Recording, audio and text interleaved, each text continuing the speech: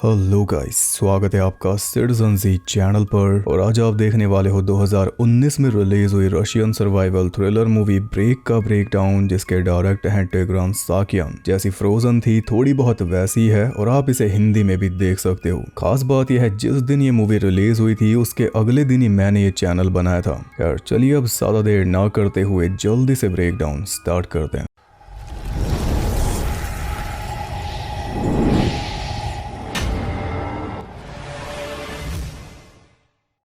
Movie के start में हम 5 दोस्तों को देखते हैं जो नया साल सेलिब्रेट करने के लिए एक स्नो रिजॉर्ट पर आए हैं, पर अभी और ऊपर जाना चाहते हैं पहाड़ी की चोटी पर। सबसे ऊपर नया साल मना के अलग ही मजा आएगा। कात्या, उसका बॉयफ्रेंड किरल, डेनिस, उसकी गर्लफ्रेंड वीका और रोमन। कात्या के पास उसकी दोस्त की कॉल आती है, तब हमें पता चलता है कि कात्या प्रेग्नेंट है और हॉलीडेज के बाद बच्चे को गिराना चाहती है। पर यह बात किरल नहीं जानता क्योंकि कात्या जल्दी उसे भी छोड़ने वाली है। अभी सेलिब्रेशन का माहौल है, इसलिए अभी बता के उसका दिल नहीं तोड़ना चाहती, वरना उसने मन बना लिया है कि अब किरल के साथ नहीं रहना। किरल हर टाइम सीरियस रहता है, मस्ती मजाक नहीं करता इसलिए, और वो है कंटेंट क्रिएटर, उसे चाहिए मस्ती मजाक। खैर वो सब केबल कार ऑपरेटर के पास पहुंचे तो उसने साफ मना कर दिया कि इस टाइम कोई भी ऊपर नहीं जा सकता, जबकि किरल ने 1 महीने पहले बात कर रखी थी। किरल उससे लड़ने लगा, पूरी गर्मा गर्मी हो गई, पर आखिर में 5000 में बात बन गई। सबके सब केबल कार में लद गए और ऑपरेटर भी तैयार था कि तभी किरल को याद आया अपना बैग जो उसे मिल नहीं रहा था। शायद बैग वो नीचे छोड़ आया और उसके बिना ऊपर जाएगा नहीं, इसलिए वो केबल कार से उतर गया और चाह रहा था कि कात्या भी उतर जाए क्योंकि नया साल एक साथ ही तो मनाएंगे। लेकिन वो हर बात ऐसे करता है जैसे ऑर्डर दे रहा हो, इसलिए कात्या ने उतरने से मना कर दिया। तब अपना सा मुंह लेकर वो साइड हट गया और ऑपरेटर ने केबल कार स्टार्ट कर दी।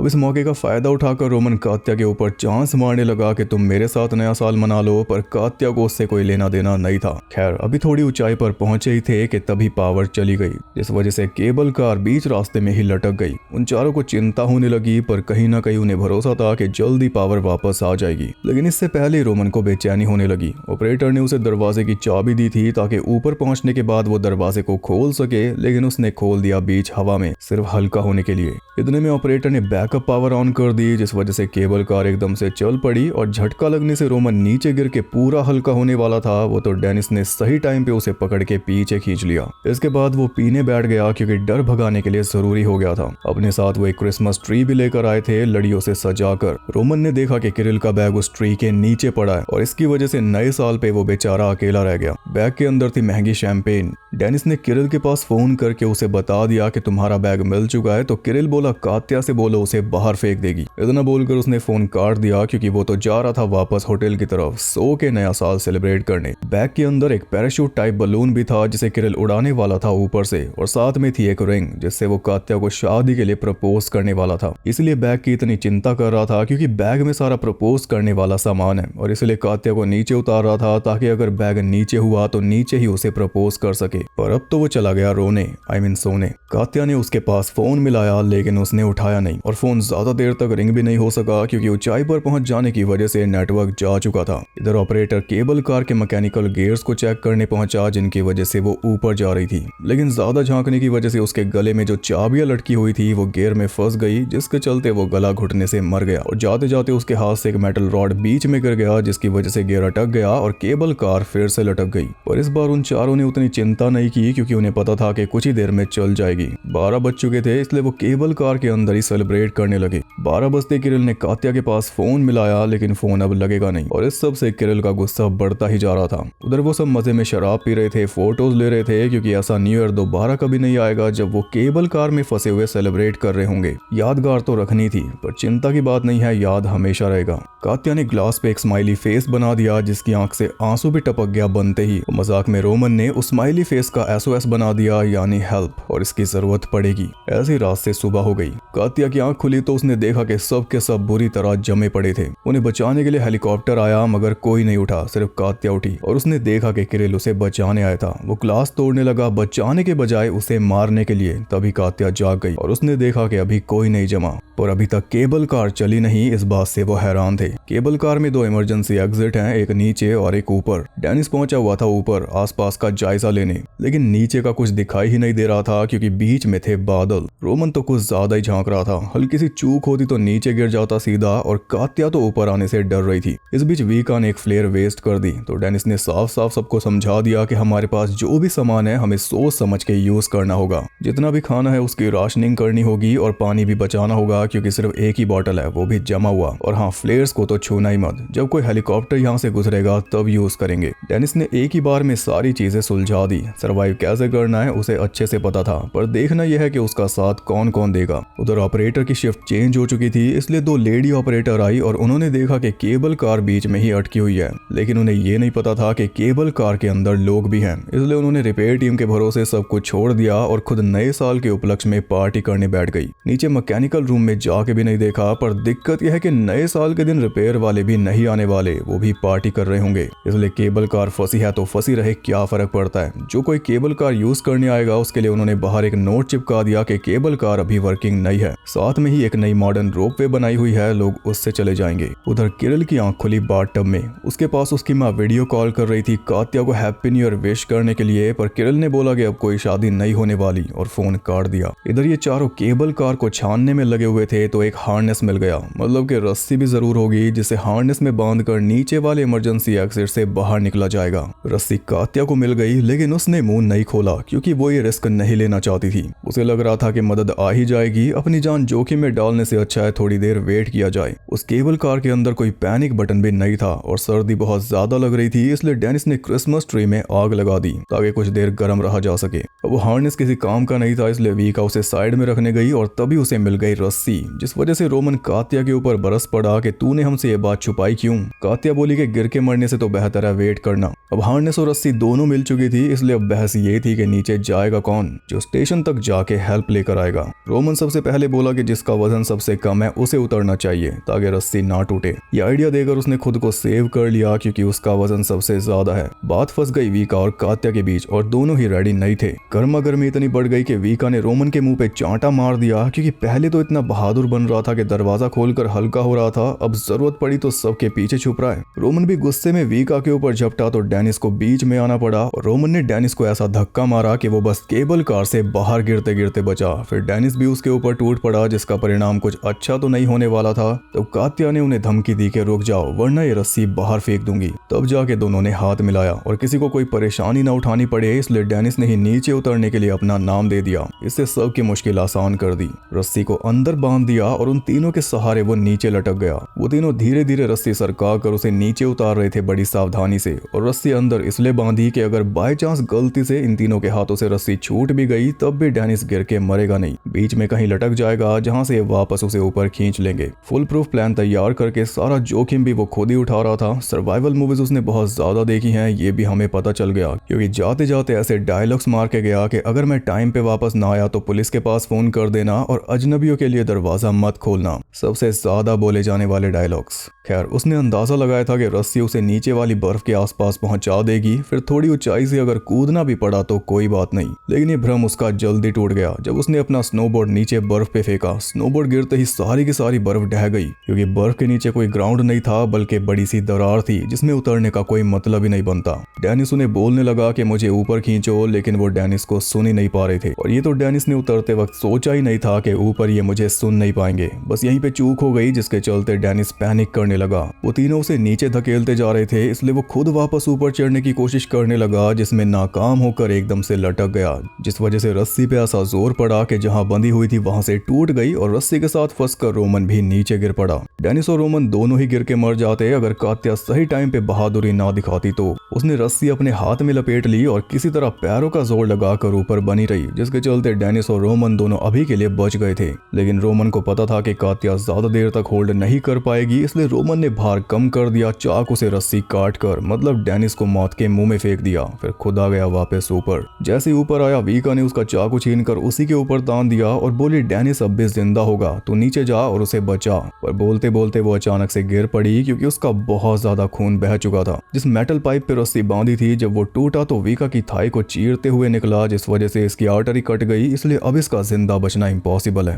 रोमन ने अपनी बेल्ट उसकी थाई पे बांधी ब्लीडिंग रोकने के लिए और कात्या ने अपनी जैकेट उसके ऊपर डाल दी, लेकिन अब कुछ नहीं हो सकता। तभी ऊपर से एक हेलीकॉप्टर गुजरने लगा तो रोमन जल्दी से ऊपर चढ़ गया उसका ध्यान खींचने के लिए, पर जल्दबाजी में फ्लेयर लाया ही नहीं। उसने कात्या को फ्लेयर लाने के लिए बोला जो पहले वीका की हालत देखकर घबराई हुई थी और ऊपर चढ़ने से वो डरती भी है, फिर भी जल्दी से फ्लेयर लेकर ऊपर पहुंच गई, पर तब तक हेलीकॉप्टर जा चुका था। इसलिए रोमन कात्या के ऊपर चिल्लाने लगा कि तूने आने में देर कर दी, सब तेरी गलती है। गुस्से में उसने कात्या को धक्का देकर साइड कर दिया जिससे वो नीचे भी गिर सकती थी, पर रोमन को क्या फर्क पड़ता है। लेकिन फर्क उसे पड़ा क्योंकि उसके धक्का देने से कात्या जा गिरी डोर के ऊपर, जिस वजह से वो डोर बंद हो गया और अब खुलेगा तो सिर्फ अंदर से। पर अंदर से खोलेगा कौन, क्योंकि वीका तो खुद अपनी आखिरी सांसें गिन रही है। वो दोनों केबल कार के ऊपर फंस गए जो कि कई गुना ज्यादा रिस्की था और कात्या के लिए तो और बुरा था क्योंकि वो बिना जैकेट के फंस गई थी तेज हवाओं के बीच, वो भी रोमन जैसे सनकी के साथ। रोमन को अपनी जान सबसे प्यारी थी और वो इसे भी कात्या की ही गलती बता रहा था, इसलिए प्रॉब्लम का हल उसने ये निकाला कि कात्या को साइड में लटक के मेन दरवाजे तक जाना होगा, फिर चाबी से खोल के अंदर घुसना होगा, उसके बाद ये ऊपर वाला दरवाजा खोलना होगा रोमन को अंदर लेने के लिए। ऐसे प्रॉब्लम सॉल्व हो जाएगी।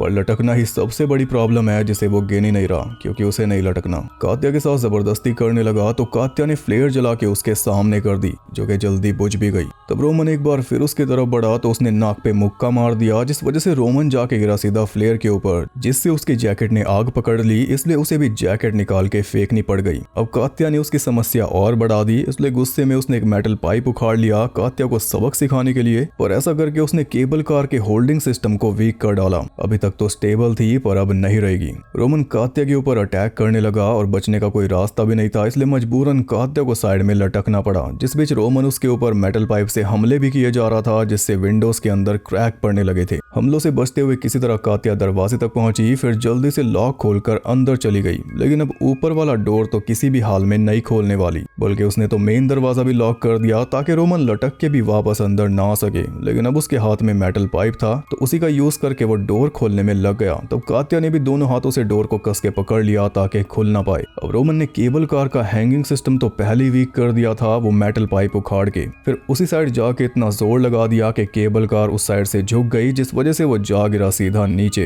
कात्या भी एकदम से गिरी और सर लगने से बेहोश हो गई। वो तो उसकी किस्मत अच्छी थी कि एग्जिट में नहीं गिरी, एकदम किनारे पे गिरी, लेकिन अगर गलती से भी इसने करवट लिया तो सीधा जाएगी नीचे।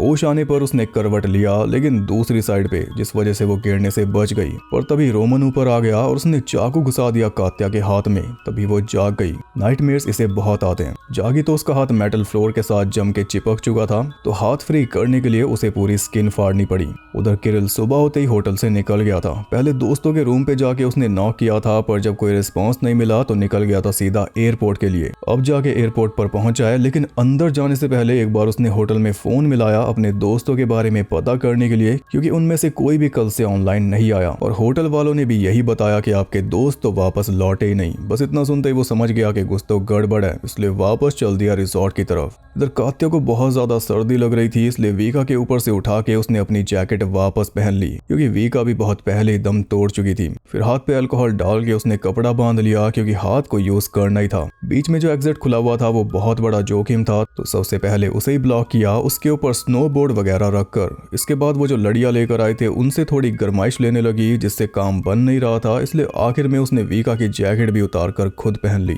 फिर जितना भी सामान था उसके पास उसने सब कुछ जला दिया हाथ सेकने के लिए, लेकिन बाहर जो तेज तूफान चल रहा था उसने क्रैक हुई विंडो तोड़ दी, जिससे पूरी आग बुझ गई और बर्फीली हवाएं अब अंदर आके कात्या का और बुरा हाल करने लगी। कात्या सारी उम्मीद खो चुकी थी, इसलिए उसने किरिल के लिए एक वीडियो रिकॉर्ड कर दी उसकी रिंग हाथ में पहनकर, और उसमें ये भी बता दिया कि मैं प्रेग्नेंट हूँ। वीडियो बनाते कुछ देर बाद फोन भी बंद हो गया। कात्या को अब कोई होश नहीं बचा था, वो पूरी तरह हार मान चुकी थी। इधर तूफान की वजह से गाड़ियों का लंबा जाम लग चुका था, इसलिए किरिल पैदल ही ऊपर की तरफ भागने लगा और रास्ते में उसे मिल गया एक स्नो प्लोवर, जो उसकी मजबूरी समझ के उसे ऊपर स्टेशन तक लेकर गया, जहाँ पे ऑपरेटर्स ने आखिर आखिरकार उस ऑपरेटर की बॉडी बरामद कर ली थी। अब उन्हें पता चल चुका था कि केबल कार बीच में क्यों फंसी है। उधर कात्या को सपना आ रहा था अपनी फैमिली का सूरज की किरणों में खेलते हुए। इस सपने ने उसे हिम्मत दी और उसने एक आखिरी बार खुद को पुश किया। जो पैराशूट बलून किरिल के बैग में था वो लिया और साथ में लड़ियां। फिर ऊपर जाने लगी कि तभी केबल कार का एक और हुक टूट गया और केबल कार एक साइड पूरी तरह झुक गई, जिसके चलते कात्या जा गिरी सीधा ग्लास पर जो कि क्रैक हो रहा था। और सिचुएशन को और खराब करने के लिए पीछे से आ गई वीका की लाश। वो तो सही टाइम पे कात्या साइड हट गई, वरना वीका के साथ सीधा नीचे जाती। पर अब केबल कार और ज्यादा देर लटकी नहीं रह पाएगी, ये बात भी कात्या समझ चुकी थी। वो फायर एक्सटिंग्विशर से ऊपर वाला डोर खोलने लगी और तभी केबल कार हो गई क्रैश।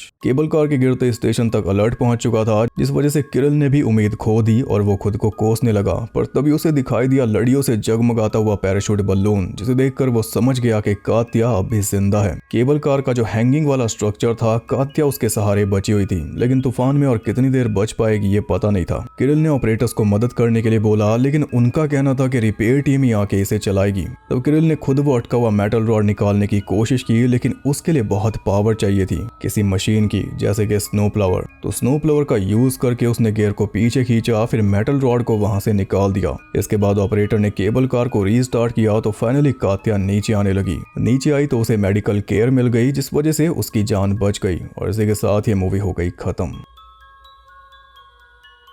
मूवी अच्छी है, लेकिन ये प्राइम एग्जांपल है कि एक सर्वाइवल थ्रिलर में थ्रिल के साथ सर्वाइवल एलिमेंट होना कितना जरूरी है, वरना मूवी फीकी लगती है, जैसे इसमें नहीं था। सर्वाइवल वाला मटेरियल इसमें डाला ही नहीं गया। शुरू में हमें बता दिया गया था कि इन्हें खाना बचाना होगा और पानी भी सिर्फ एक ही बॉटल है, लेकिन उस एंगल को यूज ही नहीं किया गया। प्याज का तो कुछ दिखाया ही नहीं और ना ही सर्दी को ठीक से यूज कर पाए। तूफान को यूज किया तो वो भी सिर्फ थ्रिल के लिए कि तूफान ने केबल कार गिरा दी, बल्कि जो जख्मी होने वाला एंगल था वो भी कहीं से यूज नहीं किया। सिर्फ एक सर्वाइवल एलिमेंट दिखाया हमें, जब वीका की जैकेट उतार के कात्या ने खुद पहन ली थी बस वो। तो सोचो ऐसी और चीजें होती तब इस मूवी का इम्पैक्ट क्या होता, पर इसने सिर्फ थ्रिल पे फोकस किया। अब अटक गए, अब लटक गए, अब ऊपर चढ़ गए, अब साइड में लटक गए, बस हर तरह से थ्रिल देने की कोशिश की गई। पर 2-3 चीजें सर्वाइवल वाली ऐड करते तो और बढ़िया हो जाती मूवी। थ्रिल दिखाने के चक्कर में ये बात सेटअप ही नहीं की कि वो लोग किसी परेशानी में फंसे हैं, किसी को प्यास लग रही है, किसी को तकलीफ हो रही है, कोई रो रहा है नीचे जाने के लिए। ये तो बेसिक सी चीजें थी जो दिखाई ही नहीं। लोग इसे सीधे सीधे फ्रोजन की कॉपी बताते हैं, पर चलो रशिया में बनी तो सही, हम कौन है कंप्लेन करने वाले। आपको मूवी कैसी लगी आप अपने विचार बता सकते हो। वीडियो पसंद आई तो लाइक कर सकते हो और मोटिवेशन बढ़ाने के लिए सब्सक्राइब कर सकते हो। इंस्टा पे फॉलो भी। बाकी मैं आपसे मिलूंगा दे विल किल यू के साथ, तब तक के लिए सबको बाय।